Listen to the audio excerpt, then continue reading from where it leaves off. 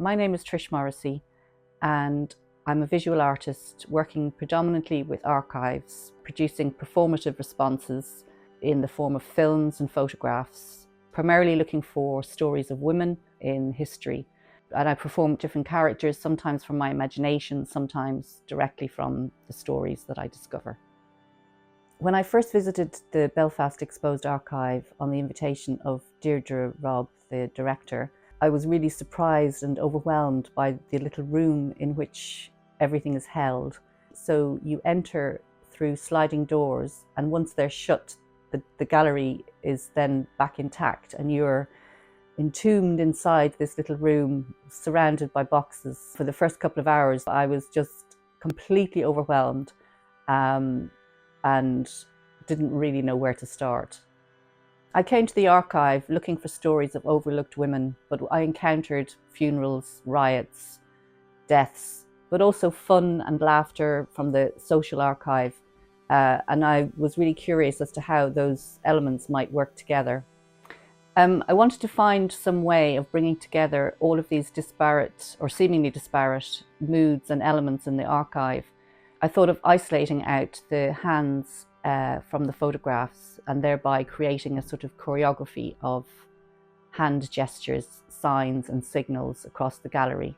And also this formed a very big part of the research of the film. It was started by finding out the story of Bridie Dolan, who was an early IRA member in I think it was the 1920s, Cumann na mBan. She would have been in the women's branch.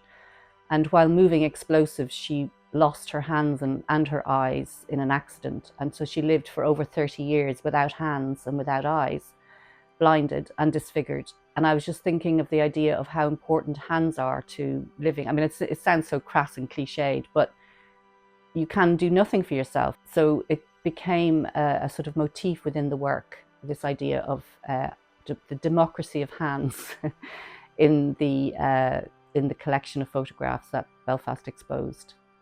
Whereas the first time I was more or less left to my own devices. And that was when I thought of the character of the archive itself as a sort of living, breathing thing, because nothing happens to an archive until a human gets involved and starts pulling out boxes and interpreting. It sits there in a seemingly inert state until human eyes and hands lay on them and start reinterpreting them. And any archive is open to reinterpretation at any stage, and it's also open to the idea of new knowledge being discovered within the archive as new connections are made with each visit. People think of archives as inert entities that hold truths, but actually they're open to interpretation by whoever looks at them, and everyone comes with a bias, everyone comes with ideas of what they're going to find. You come to look for something, so therefore when you find that thing, that becomes your truth. I see the archivist as a kind of magician who is able to bring forth beautiful treasures from the material that lives in boxes. And what I love about how the archive is put together here is that equal billing is given to photographs of historical importance and also of social events. So in the archive, they're all mixed up together, although there is a system for finding the most important negatives, but mostly they're all in the same kind of boxes. They're all sitting alongside each other on the shelves. So I love this idea of democracy. I love the idea of how Belfast Exposed began as a grassroots project from the communities who were living through the troubles of the 70s and 80s and into the 90s in Belfast. The media portrayal of living here at the time was very biased. And the fact that sort of a group of amateur photographers wanted to get together to show that actually life went on as normal in many respects, I think was unique in itself, and I'm so glad it happened. For the exhibition, I isolated out the hands of of many of the photographs that were of interest to me, but you've got politicians, you've got children, men, women,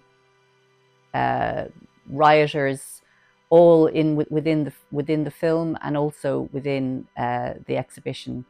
And by isolating them out and displaying them along the walls, I kind of wanted to create a sort of choreography of signals that are universal the triumphant hand, the accusing hand, the loving hand, the helpful hand are all there.